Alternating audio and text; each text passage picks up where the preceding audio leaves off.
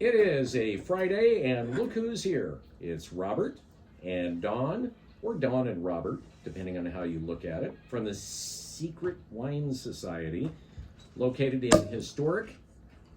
Nicely done, Dawn. Oh, I standing in the right time, right? You timed that perfectly. You gotta like that. In historic Happy downtown Oakland. I love it. You understand the radio thing. That was perfect. Look at you go. We're rocking the bubbles. So yeah, Happy New Year, guys. Happy New Year's to you too. Did you have a good holiday season at the shop? We did. A lot of private parties, tons of fun, found some new stuff, and that's why we have this particular bottle here, because we sold a lot of it. This was very popular. So what we have in front of us is the Louis de Grenelle. This is a Saumur sparkling wine. So this is Loire Valley. And Saumur's in central Loire Valley. And they have their sparkling production is second only to Champagne in that region, in France itself. Now, what I like about this, so you see it's a rosé. And it only spends about 12 months on the lees, so you don't have that bready, yeasty thing. It's 100% Cab Franc, so you get a lot of nice red fruits in there without all the bread dough that people don't like. So it's a nice step into a champagne style. Now this is made exactly like champagne, so they're doing the second fermentation in the bottle, and that's why the bubbles are so tiny. So you're getting champagne quality without paying champagne prices. You know, what I like is the color. It's Yeah, it is. like a metallic copper color. It smelled, when I first took a whiff of it, it was like, this is smelling like something I'm not gonna like, but it has just a hint of sweetness to it that kind of cuts the dryness of it. That's nice. Yeah, so I think it's a good step for people to get into champagne style wines without paying champagne prices. So when you say that, what does a bottle like this go? This one runs probably about 26.8, somewhere in there. Mm-hmm. I mean, it looks a lot more expensive. It's great packaging. And to buy a bottle of real champagne from Champagne, Usually at least starts at double that, and then it's not necessarily going to be the one you want. yeah. Because those prices are pretty inflated. So Loire Valley makes a lot of sparkling wine. This is actually just a Saumur sparkling. You'll also see the word Crémant. There's 8 areas in France, and it's Cremant, and those are all using the second fermentation in the bottle, just like champagne. And what that does is, I mean, you can make a sparkling wine like you make Pepsi, right? You could just, and wouldn't that be delicious? Yeah, that sounds real good. But you know, so they'll make a still wine. I think that's called a rum and coke, isn't it? Yeah. Isn't that what that's called? Okay, go ahead. So they'll make a still wine, and then they put in some yeast, some sugar, some yeast nutrients, and then they put a crown cap and crimp it on there. Mm-hmm. And so when this fermentation happens in the bottle, all those bubbles are trapped. That's why they're so tiny. And that's kind of what you want for a champagne like this, or a champagne style wine like this. So what you're saying is you don't want a sparkling wine with a head on it. Correct. If it's super foamy, you should run. But you know, this is a nice first step, and it's, like I said, the other interesting thing, it's 100% Cab Franc, so that gives it a nice fruitiness. And what I find is people don't like the bready, yeasty thing that, I mean, that's an acquired taste for a really good champagne, and people just, they don't like it. So you start them off on this, they get used to the bubbles, and then you gradually get them into the champagne styles, like the Blancs that aren't so fruity. I don't know why you would want to move to the other when you could just have this. Well, especially at this price. So this bottling is called Corail. That basically translates as coral, and I think it's a rip off of the color. Yeah. But I think it's a nice sparkling for that kind of price. People wouldn't know what you paid for. You can trick them pretty easy. Take that to their house, and you know, it looks like you spent a lot more money. That's a beautiful bottle, great packaging. So that you're mentioning for folks that really care what other people think. Well, you know, that's what you find with Sometimes I use What? That's what a lot of people do, though. So don't I use a chalk throw marker. that out there. Use a chalk marker. I use a chalk marker to put, because I don't like price tags. It looks awful. So I'll just write it on the side, and you can rub it off. But a couple times I've added an extra digit. So instead of let's say a $20 Bordeaux, now it's a $120 Bordeaux, and they'll take it to somebody's house, and these people rave about it, right? Mm-hmm. Because they really look at the price. It is a thing. Now it's something you need to get over, but if you're taking it somewhere and it looks expensive, people will tend to like it more. Wow. I'm not saying you guys would be affected by that, but Wow. I never even considered that before. But you're adding the extra digit, but you're not charging. No, it's just for fun for people I know when they're taking it to a party. I say, let me just write this on there, and they do it just for fun. Make them look like rock stars. Why not put another 0 on there? Yeah. too? Well, there's a limit. If it's $1,000 bottle, they're like, this guy didn't pay that. Yeah. He did that himself with a crayon. Exactly. Yeah. Now, how much of this stuff do you have on hand? This one's got pretty good production. I've got a couple cases of it. And there's others like this. So this is just an example of a champagne style wine. It's not going to say champagne on the bottle anywhere. It might say Method Traditionnel, which is on this one, or it might say Crémant, any of those things. But just ask us, just say, hey, I want to try some of these sparkling wines from Loire Valley. There's other places, Alsace, Burgundy, some of these places.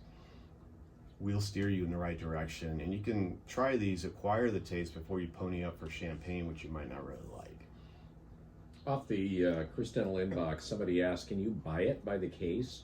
You can. Do you sell by the case? Yeah, absolutely. There's discounts on cases. Just ask us. But if you need a case, call us. That way I can get it ordered. Okay.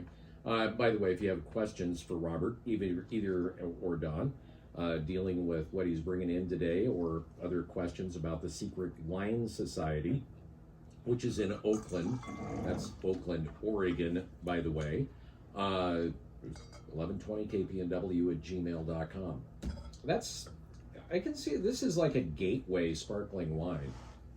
I get what you said about, to move towards a champagne. This is good, because frankly, champagne, I don't really like it. That's what a lot of people say, and a lot of times it's the breadiness. So champagne's going to be left on the lees longer. They put the bottles, they store them sideways during this process I talked about, right? Right. And so they're maximizing the surface or the liquid contact with the dead yeast, and the yeast starts to break down and adds flavor. Now you want that for a champagne, but with this one, it's only 12 months on the lees. They're kind of trying to minimize that time. You want to give it a little bit of body, but you don't want all those bready flavors.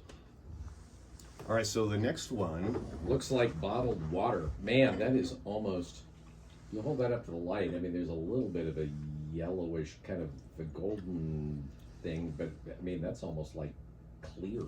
Yeah, so what you have here, then, this is an interesting bottle. So this is an Albarino, which you've probably had before.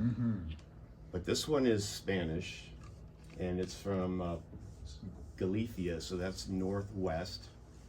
And it's very rainy there. Like, they get about 70 inches of rain. We get about 40 in Eugene. So it's very wet. And they call it green Spain. It doesn't look like the rest of Spain. It looks more like Ireland.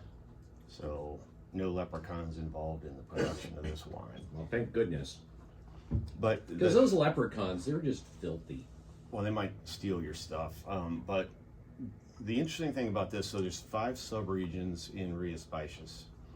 So back to the name. So Rias Baixas, basically these Rias are like inlets because they're right on the Atlantic, and Baixas is lower. So it's named after the coastline. But at any rate, this area is known for Albarino. It's almost all the production. The subzone that this one comes from is the birthplace of the Albarino grape. It's the Val de Saunas. So it's the wettest and coolest region, and that's where Albarino comes from. So this is the first place we ever get it. I'll let you start on this one, Rob. I don't think anybody's going to want my honest opinion. Rob's over here sniffing. So can we deduct that not a fan? No. And I just need to say up front, if you haven't listened to this show very long, I'm not a huge fan of white wines. Actually, generally, I can't stand them. We'll get them eventually. And this one, I mean, as soon as I smelled it, was like, oh, that reflex is kicking in. I thought that ended. All right, so what don't you like about it? Can I be honest? Well, Can I just be straightforward? There's not a single thing I like about it. all right. Well, see, this is the thing. I don't make wines, so you can say whatever you want. It's just, I mean, people will drink a white wine and say, this is the best wine I've ever had. And I taste it and go, God, can you get me a Bud Light? I don't know. All right, so we're gonna have. I'm not okay. If you want me to break, I don't. The smell of it. I don't like the smell, and I'm just not fond of it. See, it's like there's some white peach, and it's mineral driven. This is a slightly aromatic. I've had mineralized, wine before and liked it. This, not a fan. Rob? Yes, he is not a fan. All right. God, you are such a wuss. What do you think of it? Why? I probably, It's a rough crowd this morning. I wouldn't order this. You wouldn't at a order restaurant, or buy it. I mean, I'm a fan of the varietal. God. I'm a fan of the varietal. I like it, but I might be with you on this one. I'm sorry, but this doesn't do it for me. What are you? Okay, what do you like about it? And Dawn, I'm going to ask you. I want Dawn to kick in. Well, here. I like oysters, so I'm just like thinking about like if I'm eating an oyster shoes, I think I would have this. If you were going to be eating oysters, you would have this. Yeah. Oyster shooters, or like fried oysters, or oyster shoes. Oyster shooters. Okay. Yeah. So as an Albarino, I can maybe see that. I mean, just imagine the we are in the combination of summer, flavors. I can kind of see Oregon that. coast. yeah, so Galicia is right on the ocean. This is a seafood wine. Now, what I like about this one, some of these are a little too thin. Now, they've actually stirred the lees. So in other words, when they have the yeast in there, it's fermented for about 3 months in stainless steel. But compared to others, it's got a little more body and creaminess to it. You would have to kind of taste them side by side. It's not meant to be a big wine at all, but there's a little more roundness in the middle. I think part of it for me was going from the sweet bubbles and then to this. Well, I'm going to say on the bubbles, they weren't. When you say sweet, to me it was like enough of a in hint comparison of to what we're drinking now. Yes, it's a little bit more. So there's a little bit of green apple on this and a little bit of white peach. That may, I get the green apple. Part of it, I was going to say, part of it that maybe I don't like about it is the green apple taste, because that's not a favorite of mine. Grain Smith. All right, we when better I move on.